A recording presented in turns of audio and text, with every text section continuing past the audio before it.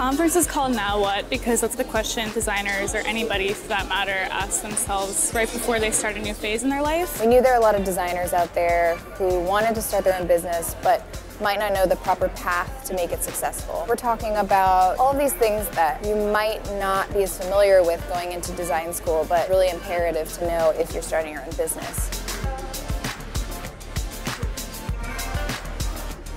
The day is broken up into two parts. Morning presentations from CEOs and founders of creative businesses. The second part is workshops, where you get to have more one-on-one sessions with experts in their particular field. More of an intimate experience with these leaders.